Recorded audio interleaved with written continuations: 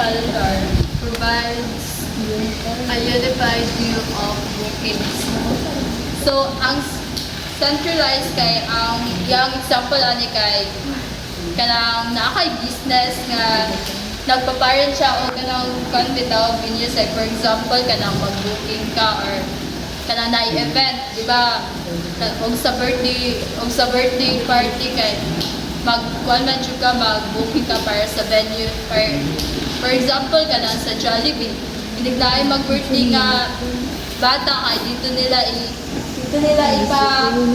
ipa-held sa Jollibee ang ilang venue para ito mag-celebrate ang bata o birthday. Malala nga.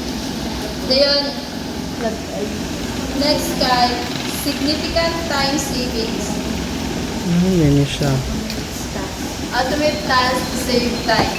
So, kung Naked connection, no? Kung dati mano-mano mong ina-update ang list ng bookings at nagpapadala ng confirmation, emails ngayon, automatic na system na ang gagawa mas less effort, mas mabilis. So, karon kay kabalo man dito ako more on technology na. So, ang pag-booking kay dali na kayo siya. Dili na bitaw siya mano-mano. Like, for example, dili na siya magsulat-sulat sa record book. Diretso na siya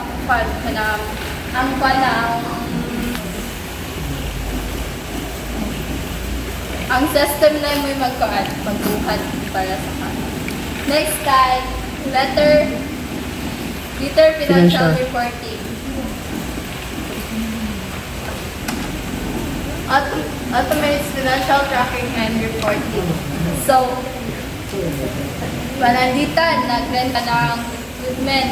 Instead of manually computing, Bracer, 0.5 dahil. ilay mong kanang kita sa kada bulan, kanang diretso auto-generated na siya nga imong financial report system kay